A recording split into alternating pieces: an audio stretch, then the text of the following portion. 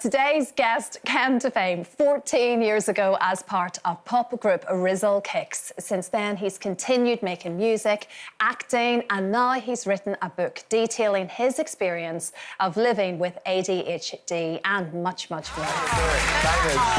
You know what? But they're timeless bangers. Yeah, thank you very much. You know what? I agree. And multi-generational bangers as well. I'm not going to disagree with you guys. I really am not. There might have been a time when I did, but actually I really embraced that time, and I'm proud of their songs. Absolutely. And music's obviously been a huge part of your life. It has been a long time. It still is. It always will be. Yeah. But there's so many other things going on for you right now. Like we say, you're acting, but you've written your book, a Sunday Times bestseller, in fact. Yes. A very, very proud moment. It is called Avoidance, Drugs, Heartbreak and Dogs. Dogs. Yeah. Yes. Woof.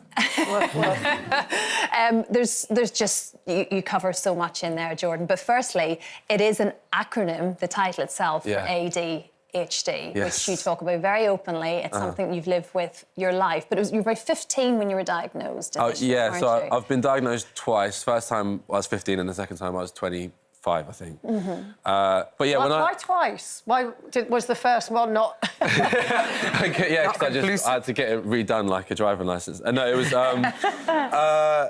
when I was first diagnosed, I was in secondary school, and I think I was intrigued by what it was. It wasn't as popular back then, I guess. ADHD. It was something that, ironically, I'd seen on a website instead of doing work during a lesson, and I said to my mum, like, "What's this ADHD? It sounds like me." Like the whole list sounded like me. So we did a Connors report, which they ask friends, family, teachers. They concluded I have ADHD. I was given CBT, school counsellor. I was allowed to stand up during my GCSEs, which did not help me at all. CBT is this, isn't it? CBT, cognitive behavioural therapy. Is it not like tapping? No, like no, breathing. Right. Well, no, it was actually spider diagrams is what I can remember. But I don't know, either way, it didn't really work. I wasn't that interested in it, bizarrely, even though it was a thing. I was like, oh, that's cool, but my focuses didn't seem to be affected by it at that point. And in my early 20s, I took some... I ended up having some medication, and then that was an interesting experience because I didn't realise people thought differently to me. And then eventually I was given a psychiatric evaluation for a TV show, and then I was diagnosed because I walked in and they were like, yeah, you still got it. How do you think it impacted on you when you were at school, and what would have been different had you not had ADHD? Speaking as an ADHD sufferer I see. Oh, well, you know... But I don't think it's suffering. I think it gives you superpowers as well. That's why I'm interested in how you think it impacted on you. I mean, look, if I'm being real, like, I found school difficult. I found it difficult to sit still. I found it difficult to focus on one subject, and I also found it very difficult pivoting from one subject to another 5 times a day. I thought that was really tough. When I went to college, I did a BTEC diploma, which was already easier because it was one unit with many different units underneath it. I went to Brit school. Shout out Brit. But it was easier because I was more focused. So, yeah, I just found school difficult. It would be wonderful if school could have more of a flexible, fluid approach to the different minds that kids have. But unfortunately, at the moment, it's still quite rigid. Yeah. In the book, you're incredibly open, which I really respect, and I think it's, you know, I think there should be more of that in the world. And but one of the messages I found very strong was that, you know, because we do live in a world of like Instagram messages of like, you know, positivity and self-love, and that has its place, but also you need to stay realistic, don't you? Yes, yes. The book very much follows the theme of me coming to terms with the I don't know whether it be the yin or the yang or the light and the dark. It's about understanding my duality as a human being. And it's OK to have a bad day. It's OK to have a whole half of your being that, you know, you understand to be influenced and encouraged by sides that we have to choose as adults to not engage with. I think that having a puritanical approach to life, trying to be a good person, people who think they're good people kind of freak me out, like, as an identity, because I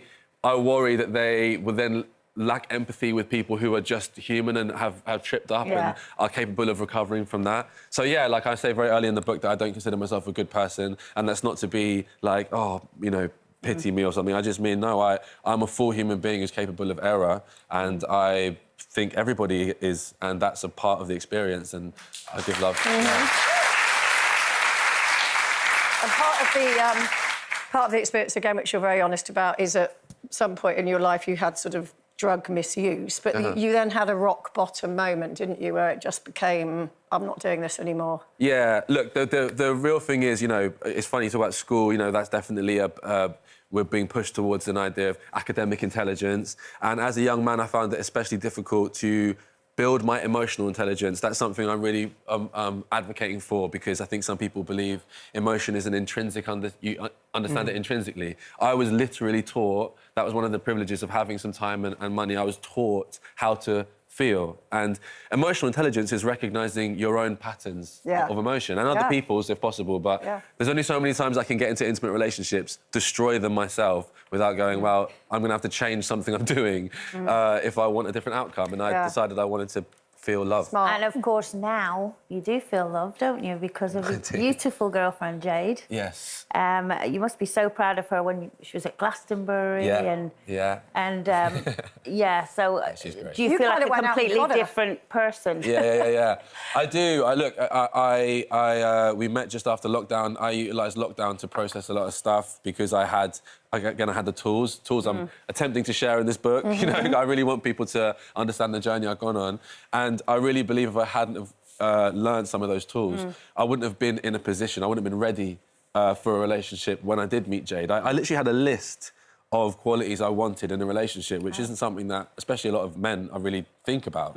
So when I met Jade, I literally just went through the list and was like, I think she's great. And I adore her, and Glastonbury is one of the best weekends of our lives. Both performed at it, both helped ourselves through intense panic. What's it like when you look at that audience? Amazing, no? Oh, mate, it's such a rush. I still can't really get... I don't know what's going on, really. Like, it was really quite a trip. But, massively proud of her. Yeah, she's a great girl, you were just saying earlier on. I mean, she's fantastic. And you knew you wanted, like you say, you sort of made it happen, didn't you? It's like manifested I do think almost. you have to have an understanding of what you deserve. I know we talk about... Manifest. Manifest. Manifest, yes. Jordan, You can. You can. You can put the energy out there. You can be aware of what it is that you deserve. And I think for a lot of men especially, I can only speak from that position, we're not even aware of the fact that we do deserve love sometimes. Absolutely. And we can get that if we look for it. But I love that in the book. You talk about learning how to feel, you navigate some very complex situations, and it's so brilliantly written. Jordan, thank you so much for coming, and send our love to Jade, please. And your lovely mum. Jordan Stevens, everybody.